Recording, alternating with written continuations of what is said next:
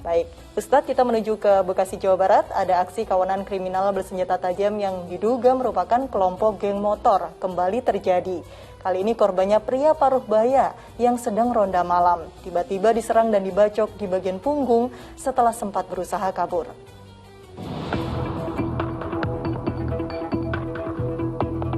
Dari rekaman kamera pengawas yang terpasang di salah satu toko bangunan di Jalan Haji Nawi, Jatimakmur, Pondok Gede, Kota Bekasi, memperlihatkan aksi kawanan remaja yang diduga geng motor dengan membawa senjata tajam. Mereka mengejar korban secara membabi buta.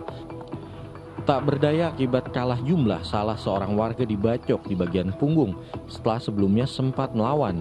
Ironisnya, saat kejadian korban sedang melaksanakan ronda malam bersama 3 orang warga lainnya sebelum tiba-tiba diserang. Upaya-upaya kepolisian kami sudah lakukan penyelidikan. Jadi perkembangan kita akan sampaikan kembali. Ada korban juga? Betul, ada korban, ada upaya-upaya perlawanan sebenarnya. Sehingga si korban itu dikejar, ada upaya bacokan juga. Saat ini polisi masih memburu para pelaku kawanan geng motor yang sudah diketahui identitasnya. Untuk menghindari kejadian serupa, Polsek Pondok Gede melakukan patroli skala besar setiap malam di beberapa lokasi yang rawan kejahatan. Awang Darmawan melaporkan dari Bekasi, Jawa Barat.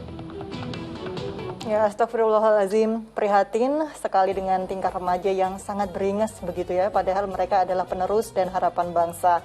Ustadz Mukhlis, miris sekali melihat kejadian tadi. Menurut Ustadz, apa yang hilang dari remaja kita sampai mereka tega berbuat hal seperti itu?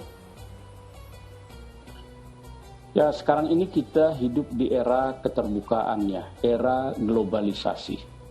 Globalisasi di bidang politik, di bidang ekonomi, di bidang budaya. Nah, yang terakhir ini yang agak mengkhawatirkan ya.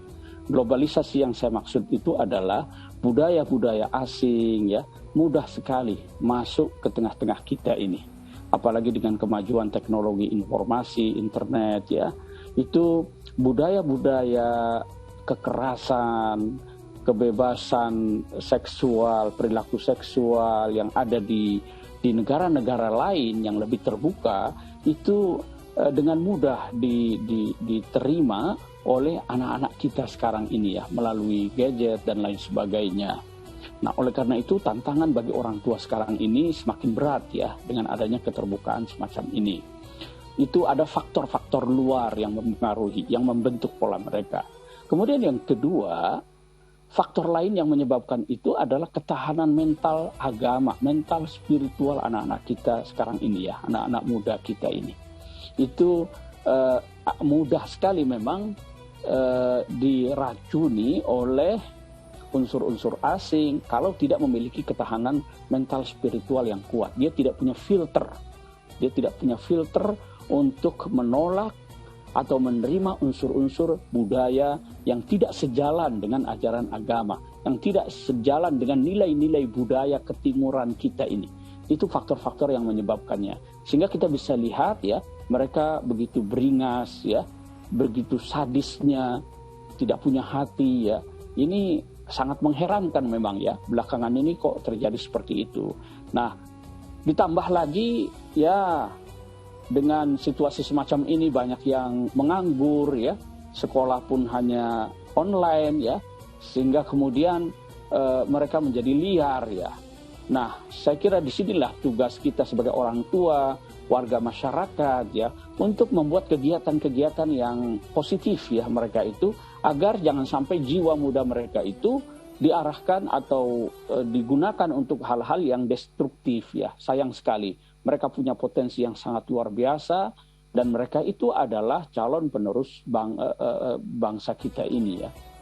Ya, harus pandai begitu untuk menyaring informasi di era digital seperti ini, apalagi di tengah pandemi, para remaja menerima pendidikan secara online. Banyak hal-hal yang harus diperhatikan oleh para orang tua karena mereka akan mudah terprovokasi dengan jiwanya yang masih labil, begitu ya Ustadz. Nah, Ustadz Mukhlis, ada ungkapan, didiklah anakmu saat ini remaja laksana dia sebagai seorang tawanan. Apa maksud dari ungkapan ini, Ustadz? Tawanan? Ya. Ya, memang ada ungkapan ya. Didiklah anakmu seperti raja. Raja itu artinya penuhi semuanya. Kalau tawanan itu kan dengan segala keterbatasannya ya. Artinya jangan terlalu dimanja mungkin ya. Mungkin itu yang dimaksud ya.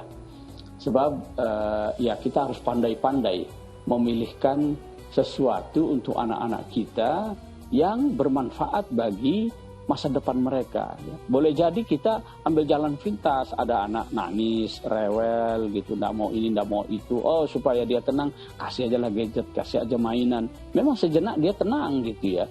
Tapi kemudian dengan game dan lain sebagainya, otaknya terbentuk ya, cara berpikirnya terbentuk, sehingga kemudian tidak bagus untuk masa depan dia ya. Itu kalau kita manjakan seperti itu ya. Nah, maksudnya mungkin ya, kalau diperlakukan seperti kawanan itu ya dengan segala keterbatasannya. Kita pun harus ketat dan kadang-kadang juga harus keras ya.